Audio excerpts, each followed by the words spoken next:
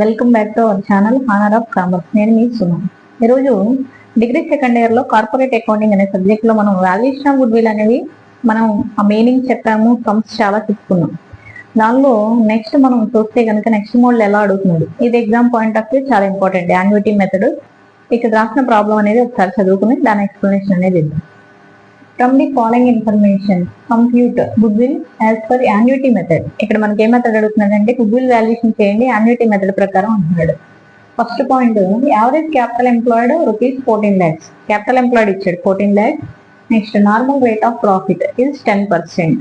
Normal rate కూడా 10% అనేది ఉంది. Third point, profit for 2016 1,62,000, 2017 1,59,000, 2018 1,66,000. Fourth point ఒకసారి చదువుకుందాం.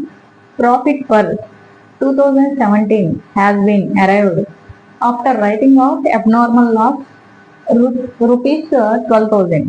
అబ్నార్మల్ లాస్ అనేది మనకి ఎంత ఉందంటే 12,000 ఉంది. ఇప్పుడు ప్రాఫిట్ అంటే 2017 లో మనకి 12,000 అబ్నార్మల్ లాస్ ఉంది, ఆ క్యాలిక్యులేషన్ చేయాలి. Next and profit for 2018 include A non recurring income rupees 13,000. మనకి 2018 ప్రాఫిట్ లో నాన్ రికరింగ్ ఇన్కమ్ అనేది ఇంక్లూడ్ అయి ఉందంటే ఎంత అంటే 13,000 ఉంది. Next point, good will is to be calculated on the basis of annuity of 3 years purchase of super profit. Good will valuation చేయండి super profit ప్రకారం అనేసి చెప్తున్నాడు. మనకి ఏంటంటే 3 years పర్చేజ్ ఇయర్స్ అనేది ఇవ్వడం జరిగింది.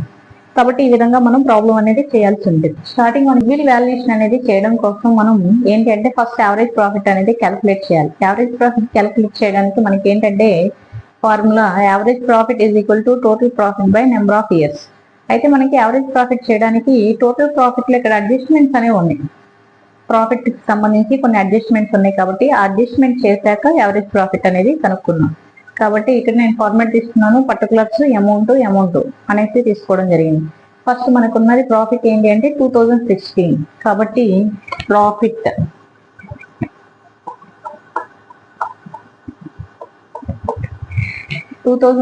లో మనకి ఎంత ఉంది అంటే 1,62,000.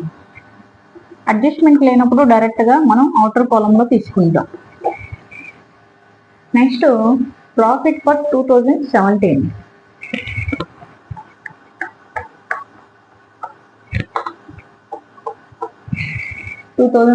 అనేది తీసుకోవడం జరిగింది. ఎంత ఉంది అంటే 1,59,000.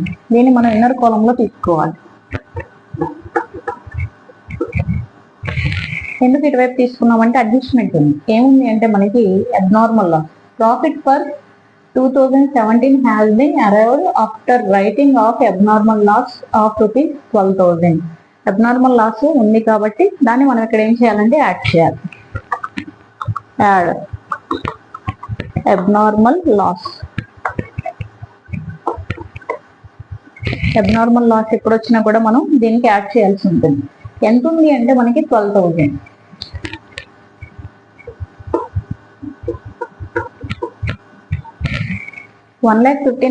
కి 12,000 యాడ్ చేస్తే 1,71,000.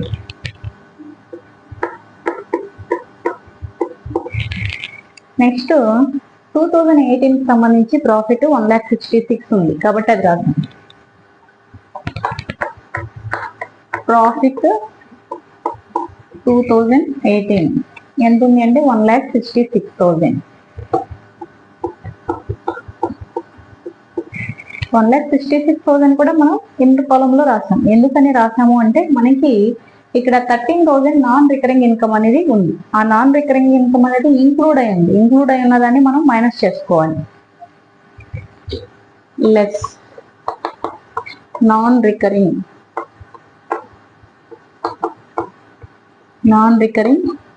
ఇన్కమ్ అని రాయాల్సింది. ఎంత ఉంది అంటే 13,000.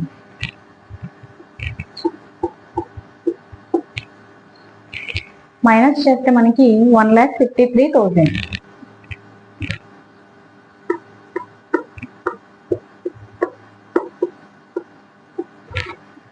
ఇలా 3 years కి సంబంధించి ప్రాఫిట్ యాడ్ చేస్తే మనకి టోటల్ ప్రాఫిట్ అనేది వస్తుంది. టోటల్ ప్రాఫిట్ ఎందుకు క్యాలిక్యులేట్ చేసామంటే యావరేజ్ ప్రాఫిట్ కనుక్కోవడానికి మనకి టోటల్ ప్రాఫిట్ అనేది కావాలి కాబట్టి.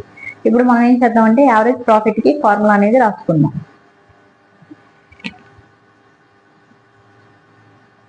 Second point, calculation of average profit అనే విధంగా పెట్టుకున్నాం.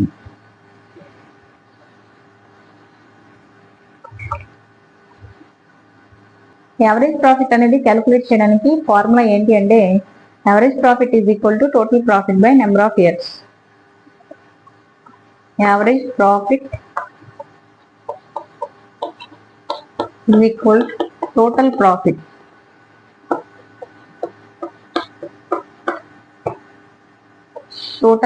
By number of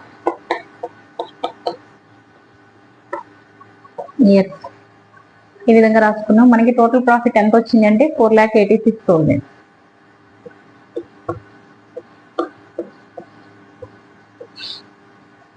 number of years మనకి 3 అవుతుంది. మొత్తం 3 ఇయర్స్ ఇక్కడ తీసుకున్నాం. 2016, 17, 18 కాబట్టి 3. ఈ విధంగా డివిజన్ అనేది ఇవ్వాల్సి ఉంటుంది. 4,86,000 డివైడెడ్ బై 3 వేస్తే మనకి 1,62,000.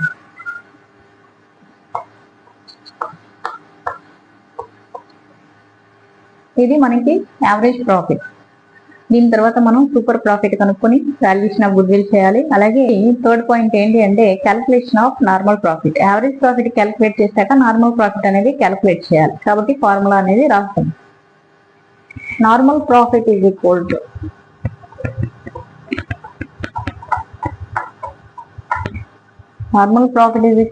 క్యాపిటల్ ఎంప్లాయిడ్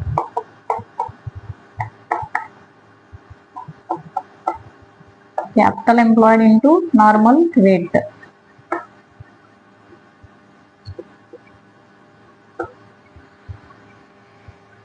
నార్మల్ ప్రాఫిట్ నే మనం ఇంకో పేరుతో కూడా పిలుస్తాం. రిటర్న్ ఆన్ క్యాపిటల్ ఎంప్లాయిడ్ అని కూడా పిలవడం జరుగుతుంది. కాబట్టి రిటర్న్ ఆన్ క్యాపిటల్ ఎంప్లాయిడ్ అన్న నార్మల్ ప్రాఫిట్ అన్న కూడా ఒకటే. ఇప్పుడు మనం ఈ ఫార్ములాలో అప్లై చేద్దాం. ఉన్న ఇన్ఫర్మేషన్ అనేది చూద్దాం. ఫస్ట్ మనకి క్యాపిటల్ ఎంప్లాయిడ్ ఇక్కడ ఇచ్చాడు. Average capital employed are capital employed మనకి ఎంత ఉంది అంటే 14 lakhs. 14 lakhs into normal rate. Normal rate 10%. కాబట్టి 10/100 చేస్తే మనకి ఇక్కడ సింపుల్ క్యాలిక్యులేషన్ కాబట్టి 0 0 క్యాన్సిల్, 0 0 క్యాన్సిల్. అప్పుడు ఎంత అవుతుంది అంటే 1,40,000. మనకి నార్మల్ ప్రాఫిట్ అనేది 1,40,000 అవుతుంది. ఇప్పుడు మనం ఏం చేద్దామంటే సూపర్ ప్రాఫిట్ అనేది క్యాలిక్యులేట్ చేద్దాం. Fourth point calculation of super profit.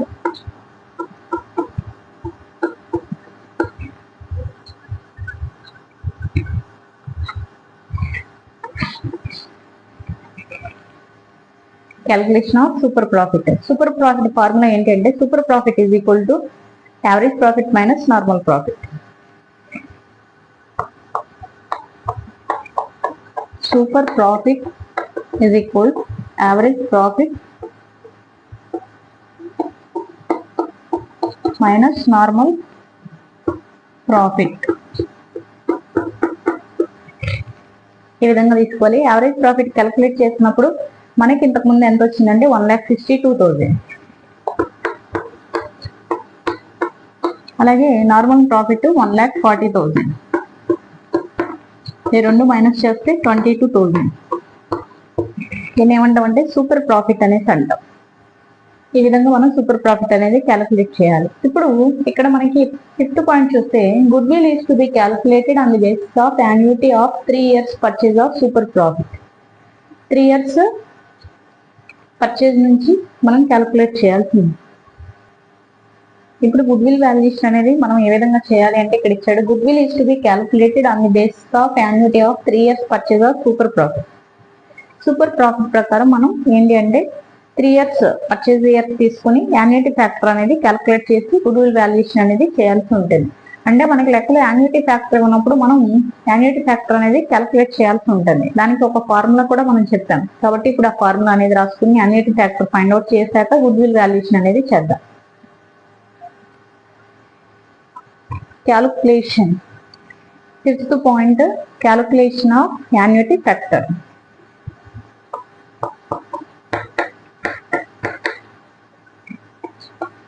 Annuity rate of annuity అనేది ఇవ్వనప్పుడు మనం ఫార్ములా వేసుకుని చేయాల్సి ఉంటుంది. ఒకవేళ లెక్కలో రేట్ ఆఫ్ యాన్యుటీ అనేది ఇచ్చేస్తే యాన్యుటీ ఫ్యాక్టర్ అంటాడు, యాన్యుటీ టైం టేబుల్ అనేసి అంటాడు. ఆ విధంగా ఇచ్చినప్పుడు మనం అది ఫాలో అవ్వాలి. ఇవ్వనప్పుడు మాత్రం ఈ విధంగా ఫార్ములా వేసుకుని చేయాల్సి ఉంటుంది. ఇక్కడ 1 minus into 1 plus r by 100 whole power n divided by r by 100 అనేది తీసుకుందాం. మనకి ఇక్కడ ఆర్ అంటే ఏమవుతుందంటే నార్మల్ రేట్, ఇంతకుముందు మనం వేసాము. తర్వాత n అంటే నెంబర్ ఆఫ్ పర్చేజ్ ఇయర్స్, అక్కడ 3 ఇయర్స్ అనేది ఇవ్వడం జరిగింది. అలాగే ఆర్ అంటే మళ్ళీ రేట్ అనేది తీసుకుందాం. కాబట్టి ఫార్ములాలో అప్లై చేయాల్సి ఉంటుంది అనమాట.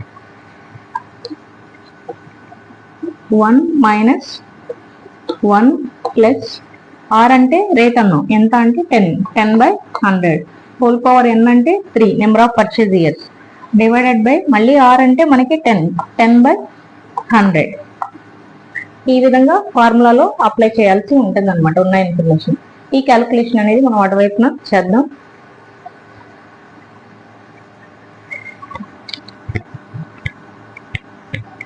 వన్ మైనస్ ఇక్కడ మనకి 1 ప్లస్ 10 బై 100 ఉంది. ఫస్ట్ 10 బై 100 క్యాలిక్యులేషన్ చేస్తే 1 ప్లస్ 10 బై 100 అంటే మనకి 0.1 వస్తుంది. 0.1 హోల్ పవర్ క్యూబ్. కాబట్టి ఆ విధంగా తీసుకుని నెక్స్ట్ మనకి డివైడెడ్ బై తర్వాత ఏముందంటే ఆర్ బై 100 ఉంది. కాబట్టి దీన్ని కూడా మనం క్యాలిక్యులేషన్ చేస్తే 10 బై 100 మనకి ఎంత వస్తుంది అంటే డివైడెడ్ బై తర్వాత మనకి 10 బై 100 అనేది ఉంది. ఇది క్యాలిక్యులేషన్ చేస్తే 0.1 అనేది వస్తుంది. 0.1. ఇప్పుడు దాన్ని మళ్ళీ మనం సింప్లిఫై చేస్తే 1 మైనస్ 1 ప్లస్ 0.1 కాస్త ఏమవుతుందంటే ఇప్పుడు మనం క్యాలిక్యులేషన్ అనేది చేస్తే 1 మైనస్ 1 ప్లస్ 0.1 అనేది మనం ప్లస్ చేస్తే 1.1 అవుతుంది. 1.1 హోల్ క్యూబ్ డివైడెడ్ బై 0.1. ఇప్పుడు మనకి మళ్ళీ సింప్లిఫై చేసుకుంటే 1 మైనస్ 1.1 హోల్ క్యూబ్ ఉన్నది ఏదైతే ఉందో మనకి దాన్ని మనం మల్టిప్లై చేస్తే దాన్ని ఎలా తీసుకోవాలంటే 1.1 ఇంటూ 1.1 ఇంటూ 1.1 హోల్ క్యూబ్ అంటే అర్థం ఇంటూ 3 టైమ్స్ చేయమని కాదు, ఇంటూ 3 అని కాదు, ఇలా మనం 3 టైమ్స్ చేయాలని అర్థం అనమాట.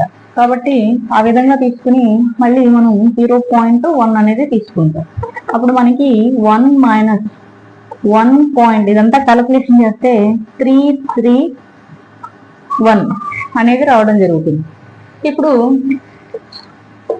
0.1 మనకి 1 నుంచి ఈ 1.331 అనేది మైనస్ చేస్తే ఎంత వస్తుంది అంటే 0.331 డివైడెడ్ బై 0.1 అనేది అవుతుంది.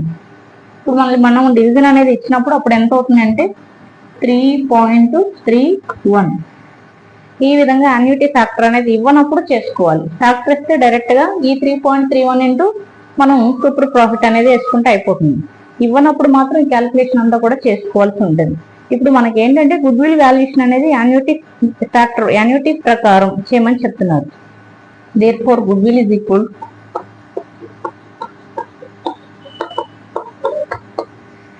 Super profit into annuity factor formula. Super profit into annuity factor.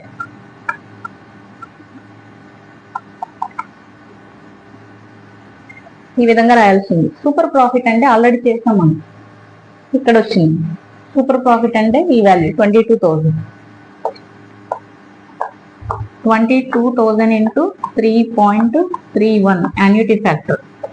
మనం చేస్తే మనం మల్టిప్లై చేసినప్పుడు 22,000 ఇంటూ 3.31 చేసినప్పుడు 72,820 వస్తుంది. ఇది ఏంటంటే గుడ్ విల్ అనమాట. యాన్యుటీ ఫ్యాక్టర్ ప్రకారం యాన్యుటీ మెథడ్ ప్రకారం గుడ్ విల్ వాల్యుయేషన్ అంటే ఈ విధంగా చేయాలి. ఐ హోప్ మీకు వీడియో నచ్చింది అనుకుంటున్నాను. నచ్చితే కనుక లైక్ చేయండి, షేర్ చేయండి, సబ్స్క్రైబ్ చేయండి.